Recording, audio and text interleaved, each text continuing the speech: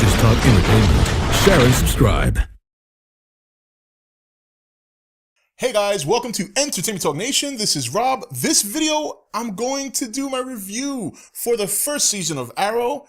It was good. Arrow Season 1 definitely proved one thing about DC characters, and that is that they can be very much relevant, even the ones that are not as significant in the eyes of some fans as Batman and Superman, this being Green Arrow. For the first season of Arrow, I was immediately engaged from the moment that he launched his arrow into the beacon when he was on the island to the moment that he said goodbye to his best friend Tommy in the season finale. Between all that, we had a roller coaster of emotions, betrayal, and a lot of going back and forth. One person's a hero one week, one person's a villain the next week, everyone's confused, love triangles, and the lot. For me, one of the biggest highlights of the show was Oliver facing off against Malcolm Merlyn, or known on the show as the Dark Archer. The thing of it is that many times when we look at superhero movies and superhero shows, we always get villains that don't have a lot of substance, don't have great development. However, Malcolm Merlyn was developed from day one and turned out to be one of the best villains on a TV series, be it superhero or not.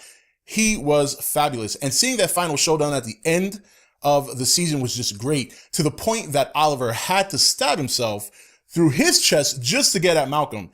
A fantastic sequence, and definitely a highlight for me because I love villains, as many of you know. Now, the characters for the first season of Arrow were fantastic, and while John Diggle is my personal favorite character so far, I actually got to give props to Tommy Merlyn, that character, simply because, in my opinion, during this first season, he went through the most progression and the biggest evolution of all time. I mean, you're talking about a guy who started off the show as a rich boy living off his daddy, not a responsibility in the world. And later on, as he progresses through the show, he develops a relationship with Laurel, he gets his own job, and finally sacrifices himself to become a hero. And at the same time, having such an effect on his best friend that his best friend changes his whole MO when he does his superhero thing. To me, that was just fantastic. And speaking of the whole superhero thing, let's not forget the addition of John Diggle and Felicity Smoke onto the team for Oliver throughout the season's progression. John Diggle not only presented a nice kind of partner in crime to help Oliver do his thing at night, but he also established a sense of guidance and advice for Oliver when he needed it, even when Oliver didn't want to hear it. Add in Felicity Smoke into the mix, and here's a tech-savvy lady with lots of skills that really puts Oliver Queen's operation over the hump. Now, surrounding Oliver's personal life, we have his stepfather, Walter, his mother, Moira, sister, Thea, of course, his best friend, Tommy, who we already spoke about, and Laurel, the lady that he's, not with, and then he's kind of with, then he's not with again. It's a very confusing situation, but you'll get it if you've seen the season. Now, Laurel presented a lot of good conflict on the show, not only because she dated Tommy, who at one point looked like that was an okay thing, but turned out to be a problem towards the end, but also let's take into account her father, who blames Oliver Queen for the death of his youngest daughter, who, yes, Oliver was on a boat with while dating Laurel. Our hero did not always make the best decisions. Anyway, Detective Lance's convictions lands him very close to finding out Oliver Queen's secret, which for him would have been a great deal.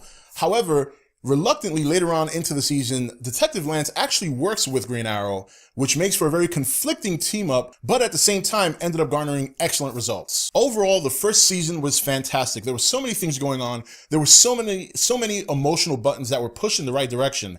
And furthermore, do I even have to mention the action sequences? And even some of the CGI was very well done. The gentleman who plays Oliver Queen, Steve Amell, is excellent at what he does. And a lot of you confirmed to me that he actually does a lot of his own workouts. So that's just amazing in and of itself. So with that said, I want to thank a lot of you for recommending this show. I know many of you have wanted me to review this and check it out for the longest time. I finally have. I am now 8 episodes into season 2. So it's only a matter of time before I get caught up with season 3, and it will be officially part of my review package here on ETN.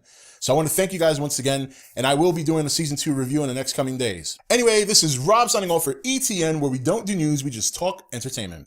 Take it easy.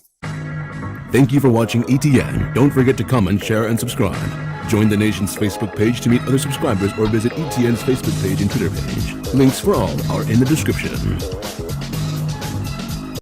You're watching ETN, where we don't do news, we just talk entertainment. Share and subscribe.